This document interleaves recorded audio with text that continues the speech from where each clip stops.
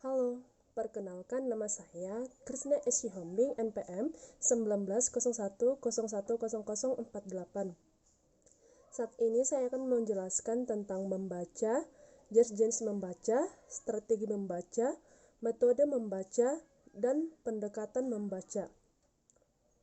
Apa itu pengertian membaca? Membaca adalah proses yang dilakukan oleh pembaca yang bertujuan untuk memperoleh suatu informasi dari bahan bacaan serta memahami pola-pola bahasa yang ditulis oleh penulis. Yang kedua itu jenis-jenis membaca.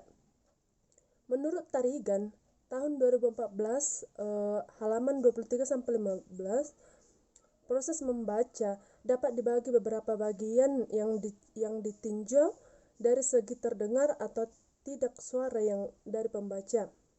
Yang pertama itu membaca nyaring, membaca bersuara, dan membaca lisan.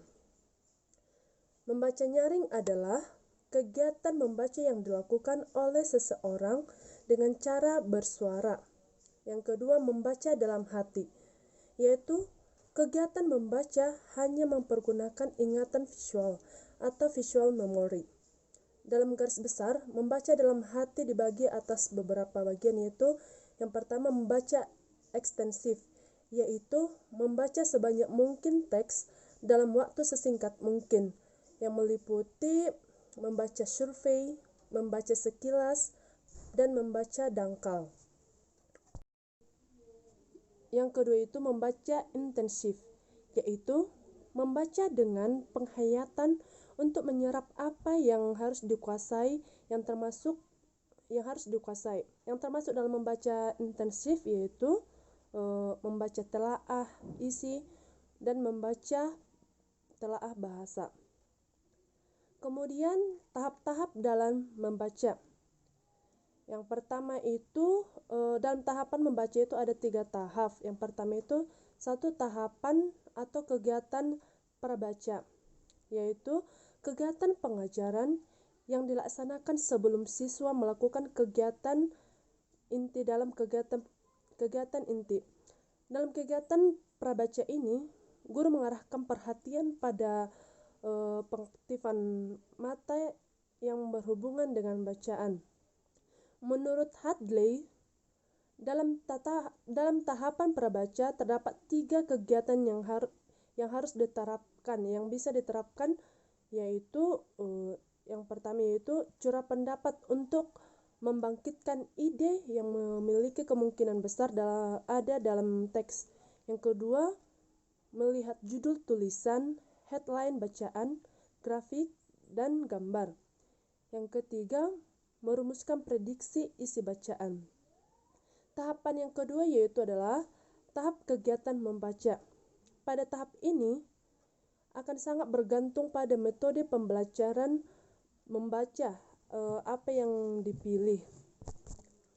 Kegiatan yang bisa dilaksanakan atau yang dilakukan dalam tahap ini antara lain menemukan isi gagasan, mengidentifikasi kata kunci, mengutip bacaan, menjaring data, mengisi format isi bacaan, merespon bacaan, sharing ide, dan diskusi.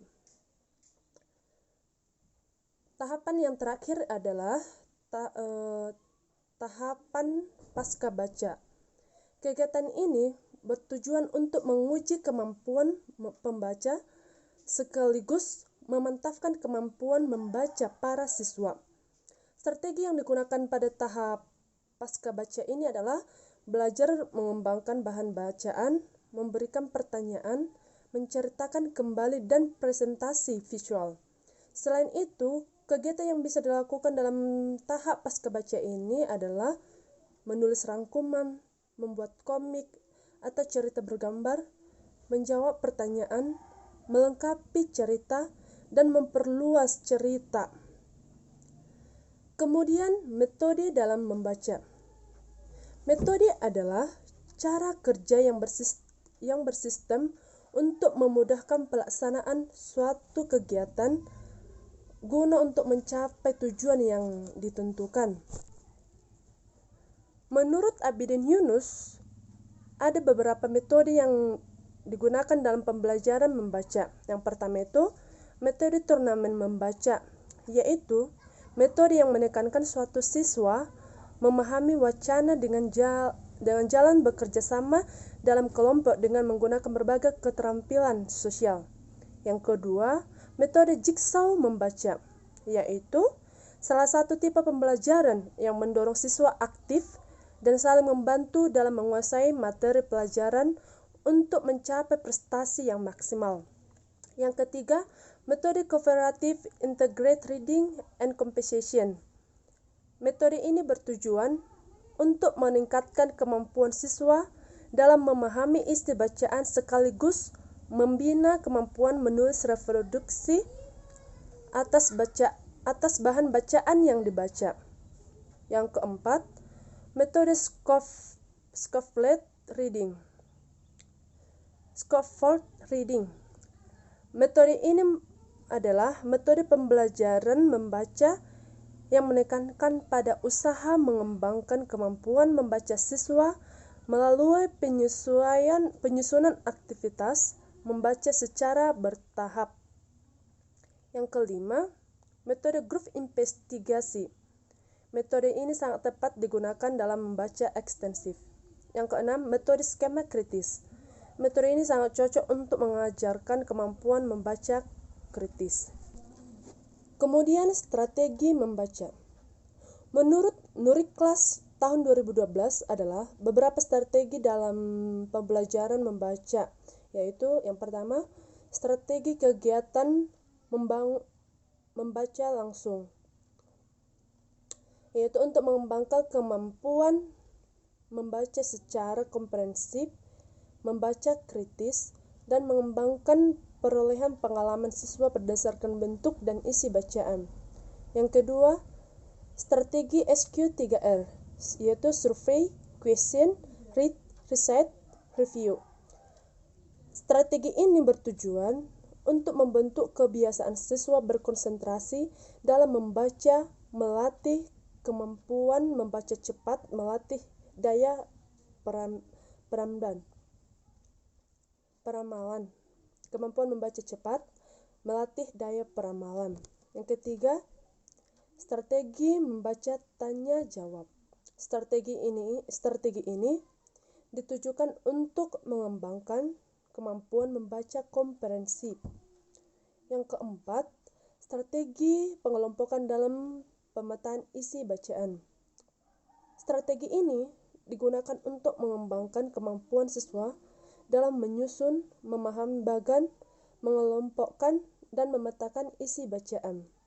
Dan masih banyak lagi strategi pembelajaran dalam membaca. Kemudian kita akan membahas itu tentang pendekatan membaca. Pendekatan adalah suatu ancangan atau kebijakan dalam memulai pengajaran suatu bidang studi yang memberi arah atau corak kepada metode pengajaran. Yang pertama itu pendekatan komunikatif, yaitu pendekatan yang mengarahkan pengajaran bahasa pada tujuan pengajaran yang mementingkan fungsi sebagai alat komunikasi.